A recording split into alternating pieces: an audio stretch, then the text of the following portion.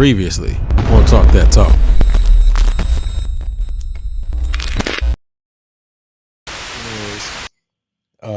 Where is it at?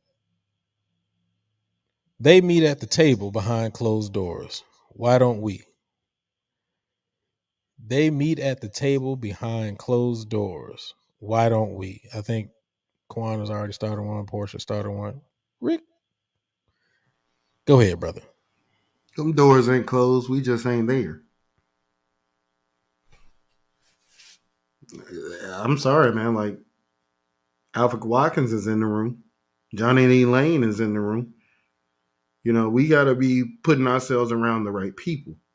I know a number of African Americans that are in the room, including black females. Toya is in the room. Toya is really moving the needle forward. Tanya at Penn State, another woman in the field who is a freaking goat that we all need to be praising more. She's young. She's younger than me. Like, she's a young lady and a woman, sorry, and she is doing it at the highest level. She's the director of wind band studies at Penn State, African American woman, and you know what I'm saying, like, she's legit. So when it comes to us having these conversations behind closed doors, they are happening. That's what the HBCU band consortium is for. But sometimes it becomes like the old boys club, where all the goats get together from our field and they dictate what the future is looking like. And one thing I saw this year, and I'm going to call out in particular Mr. Adams. Mr. Adams was in there making young up-and-coming band directors network with one another. Mr. Adams was literally taking people from one person to the next, making sure they at least introduced themselves. And Mr. Adams' exact words was, we ain't going to be here forever. And this thing needs to be able to move forward. And so, I appreciated the hell out of Mr. Adams for doing that. But I think that's a job that we have to do ourselves. But the problem is we can't get out of our own damn way because we still so worried about the competition from damn marching band. One thing I saw in that room, Dr. Pennell, Mr. Adams, Dr. Sanford, Dr. Phillips, Charlie Brown from just retired from Shaw, all the greats that we know, Julian White, they were all in there. They knew each other. They had known each other for over 40 years, and they were friends. We can't even get out our own damn way to be friends with one another, or at least mutually respectful. Yeah, I may not like your band, but I can respect you because I respect what you do as the band director. That's even hard to say now.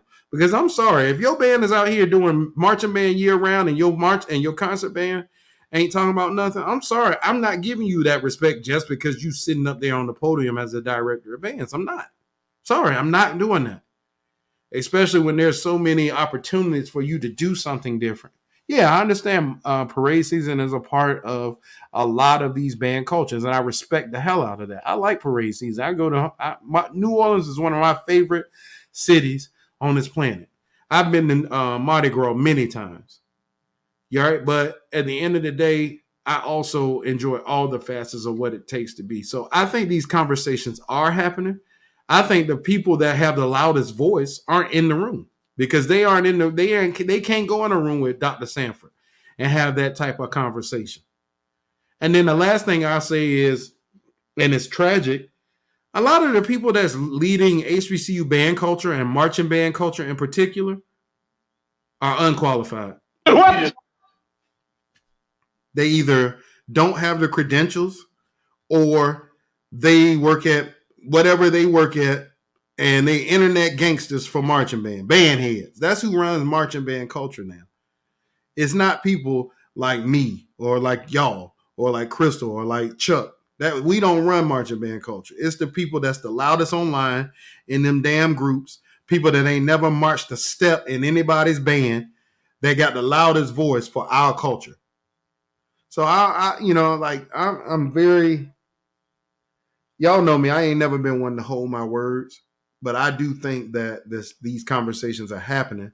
I just don't know if all the right people are in those rooms to have those conversations. So I'll end by saying, those of you that listen to us, or those of you out there that may hear this show, if you're interested in moving black bands forward and the culture forward in a positive way, all aspects of black band culture, not just marching band, then the HBCU band consortium is a good place to start because it's going to put you in the room with some of our upcoming talent as well as all the old goats. They were all there.